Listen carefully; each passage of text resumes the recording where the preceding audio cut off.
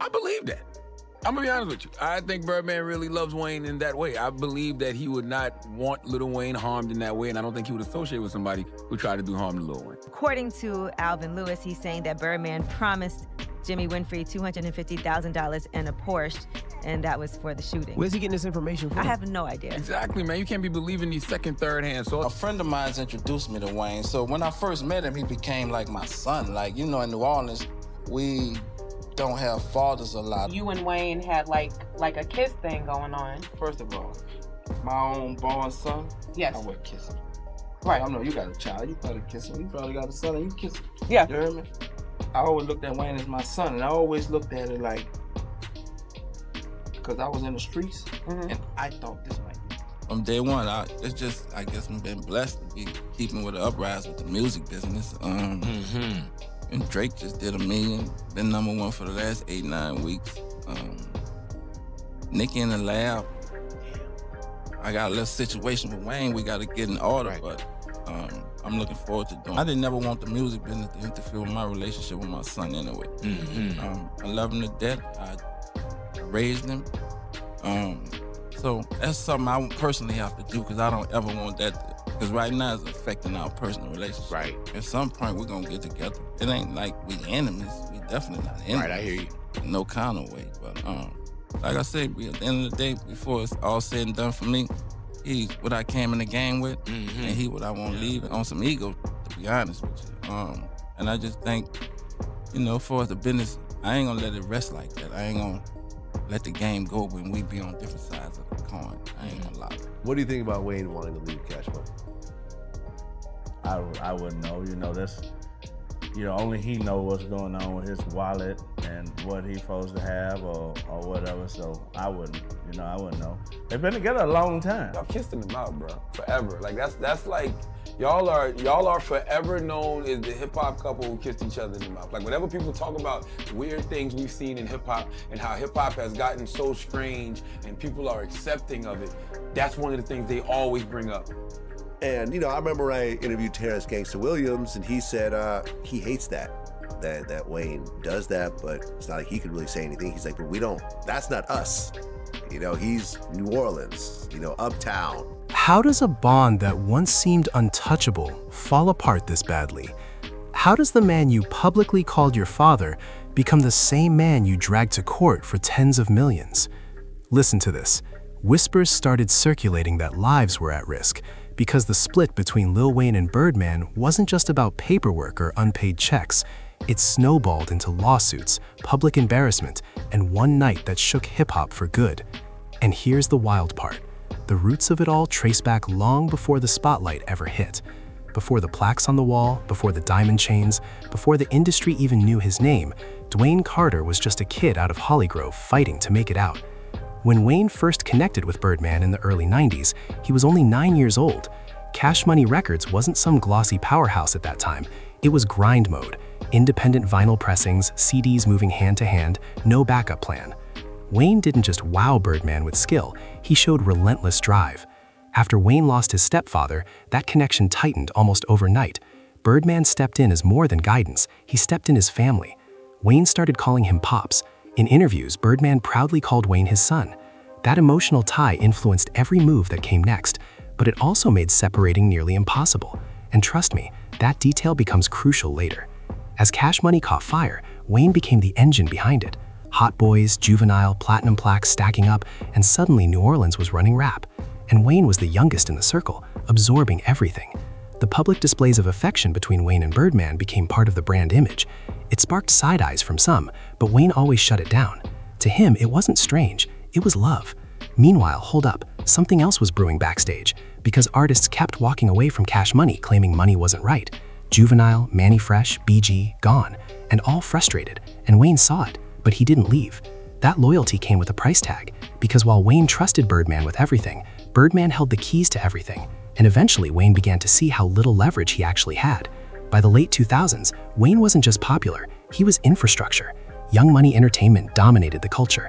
Drake, Nicki Minaj, hit records on repeat, sold-out tours, streams pouring in. Huge advances started rolling through, figures most artists never even sniff. But Wayne insisted the math didn't make sense. He claimed funds allocated to Young Money were being siphoned off, that advances meant to build his label were allegedly covering Cash Money's obligations, like he couldn't even clearly track where his own revenue landed.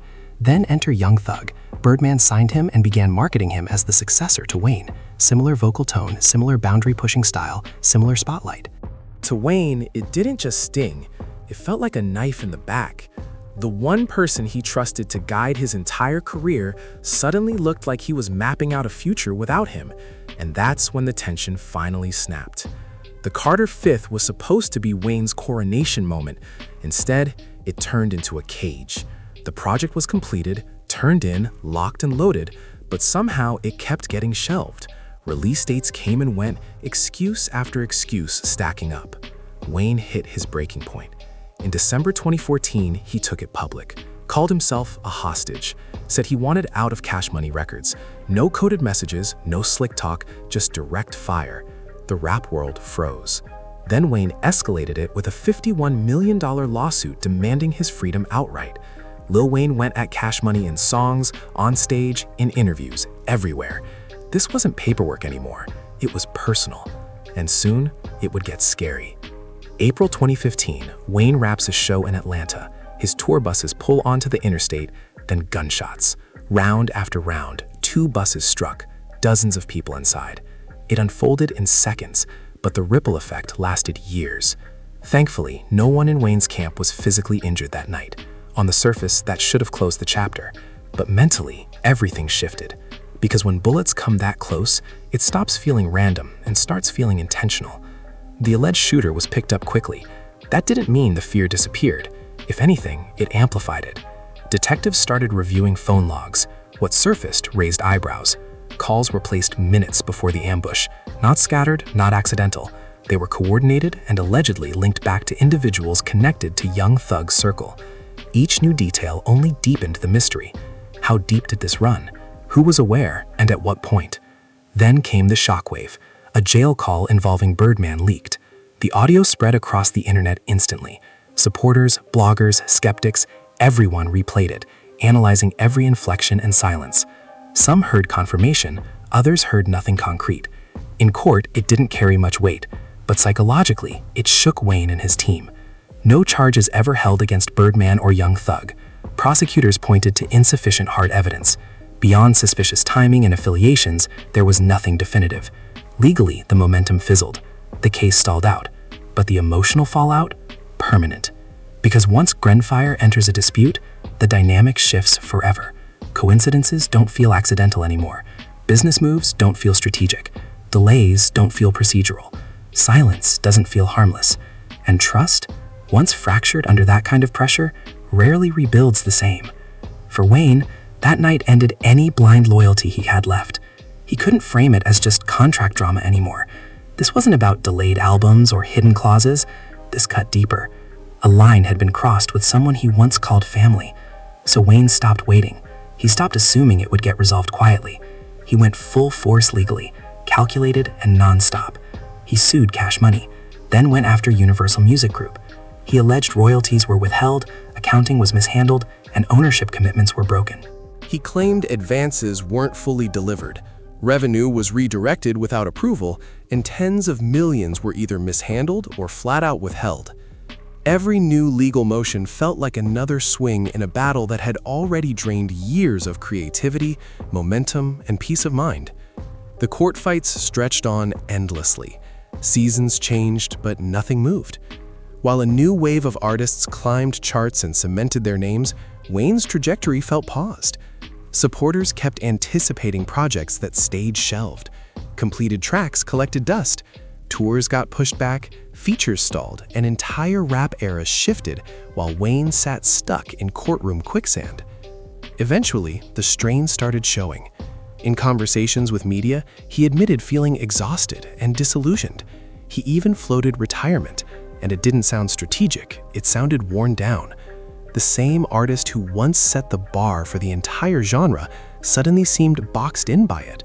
A powerhouse restricted not by skill or imagination, but by contracts and corporate machinery he once trusted, until eventually the tension cracked.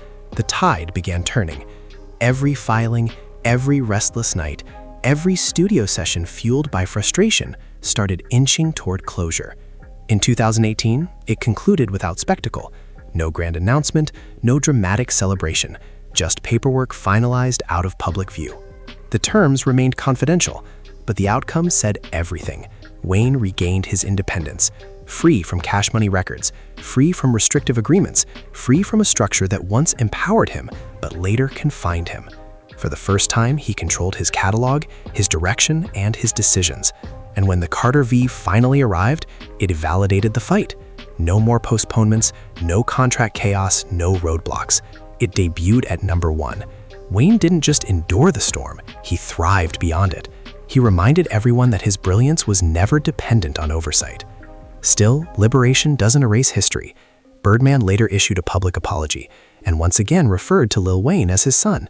They shared stages again, shoulder to shoulder, with crowds cheering as if closure had finally arrived. But even in those moments, the past hovered. Some relationships don't snap, they permanently shift. There was an undeniable stiffness at times. Pauses, subtle tension, viral snippets that hinted full trust hadn't quite returned. Today they appear civil, focused on history and impact, yet certain fractures never fully disappear. Wayne emerged owning his narrative. Birdman preserved his imprint, though not untouched. The business learns something it often forgets. Loyalty without clarity carries consequences. Guidance without checks and balance can morph into dominance. That father and son dynamic endured, but it transformed. Because when faith is shaken that deeply, reconciliation doesn't automatically equal erasure. And that's what makes this saga layered. It's not about victory or defeat. It's about the price both paid to reach peace. If you appreciate in-depth explorations like this and want more breakdowns of hip-hop's most debated moments, subscribe and enable notifications so you're ready for the next story. There are countless hidden chapters behind iconic careers, and this was only one. Appreciate you watching all the way through. More stories on the way.